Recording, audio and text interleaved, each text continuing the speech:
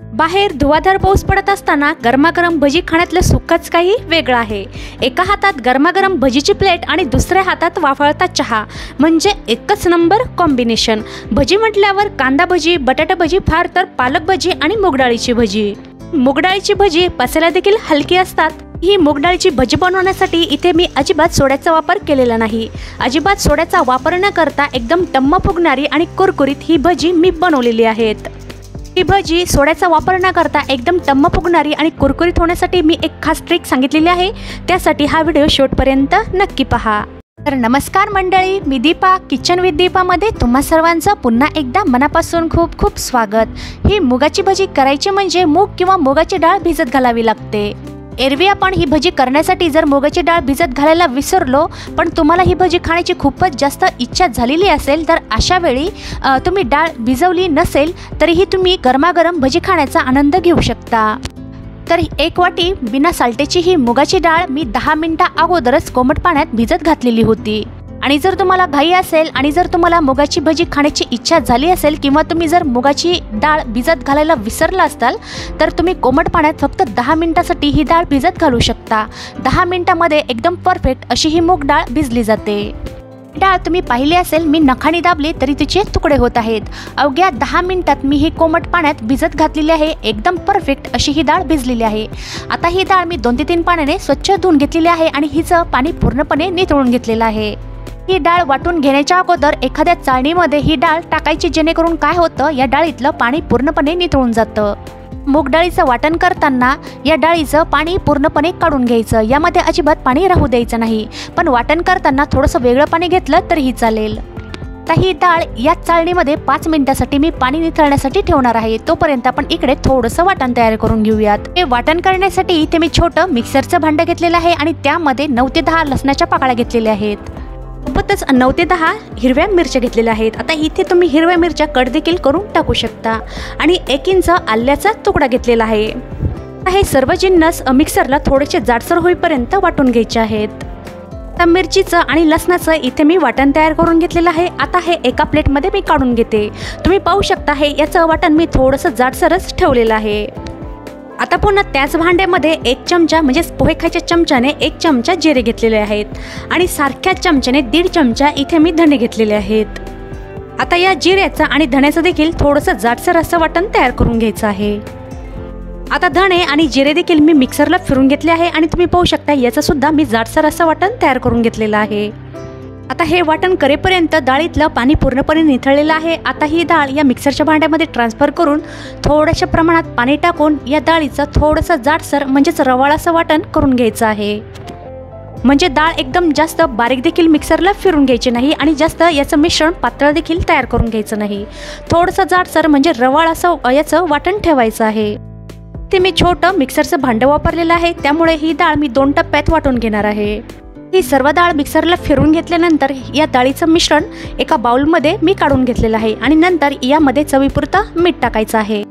हे मीठ टाकल्यावर या मिश्रणामध्ये पूर्ण एकजीव करून घ्यायचं आहे आणि हे पीठ एकाच दिशेनं चांगलं फेटून घ्यायचं आहे।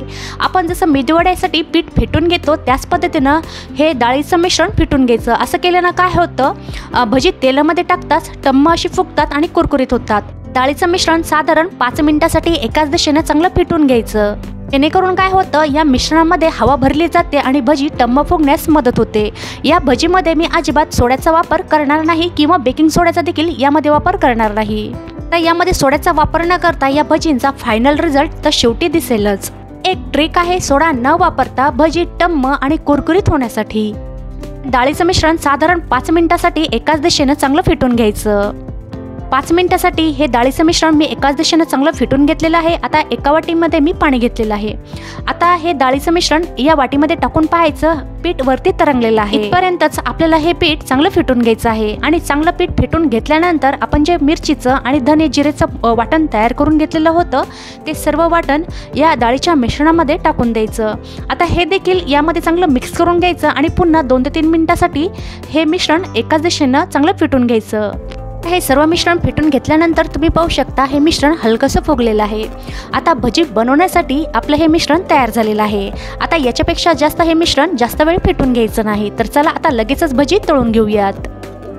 आता भजी तळण्यासाठी गॅसवर एका कढईमध्ये तेल मध्यम असं गरम करून घेतलेलं आहे आणि तेल असं चांगलं गरम झालं की त्यामध्ये लगेचच भजी सोडून घ्यायची आणि अशा पद्धतीनं हे भजीचं मिश्रण या तेलामध्ये सोडायचं, जेणेकरून मस्तपैकी गोल गरगरीत आपली ही मुगाची भजी तयार होतात। आणि भजी तेलामध्ये सोडल्यावर गॅसची फ्लेम मीडियम ठेवायची आहे। आता साधारण 1 ते 2 मिनिटांमध्येच तुम्ही पाहू शकता सर्व भजी वरती तरंगून आलेली आहेत आणि सर्व भजी वरती तरंगली की मस्तपैकी भजी खालीवर करत मस्तपैकी गोल्डन ब्राऊन रंगावर सर्व भजी तळून घ्यायची।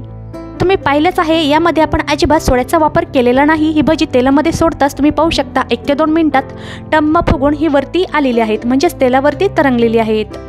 ही सर्व भजी मध्यम आचेवर मस्तपैकी सोनेरी रंगावर चांगली तळून घ्यायची। सर्व भजी मस्तपैकी गोल्डन ब्राऊन रंगावर मी चांगली तळून घेतलेली आहे। आता या भजींचा आवाज तुम्ही ऐकाच। खूपच कुरकुरीत आपली ही भजी तयार झालेली आहेत। अजिबात सोडा किंवा बेकिंग पावडर याचा देखील आपण यामध्ये वापर केलेला नाही, तर ही टम्म फुगलेली गोल गरगरीत आणि कुरकुरीत ही भजी तयार झालेली आहेत। ही भजी कढईतून बाहेर काढायची आणि सारख्याच पद्धतीने उर्वरित मिश्रणाची भजी तयार करून घ्यायची। आता या भज्यांची दुसरी बॅच देखील आपली तयार झालेली आहे। खूपच सुंदर, जाळीदार, गोल गरगरीत आणि कुरकुरीत आणि टम्म फुगणारी आपली ही मूगडाळीची भजी तयार आहेत। तासनतास डाळ देखील भिजवायची गरज नाही, अवघ्या 10 मिनिटात डाळ भिजवून आपण ही टम्म फुगणारी भजी तयार केलेली आहेत। ही देखील तेलाच्या बाहेर काढून घ्यायची। सगळ्यात शेवटी भजी तळून झाल्यावर इथे मी 7 ते 8 हिरव्या मिरच्या उभ्या कट करून घेतलेल्या आहेत।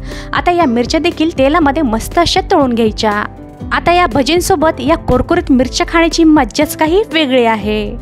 तो पडणाऱ्या पावसात तुम्हाला जर मूगडाळची भजी खाण्याची इच्छा झाली असेल आणि जर तुम्ही डाळ घालायला विसरला असाल किंवा जर तुम्हाला काही झाली असेल तर तुम्ही अशा पद्धतीने झटकीपट डाळ भिजून मस्तपैकी ही गोलगरगरीत टम्म फुगणारी मूगडाळीची भजी बनवू शकता आणि गरमागरम खाण्यासाठी सर्व करू शकता।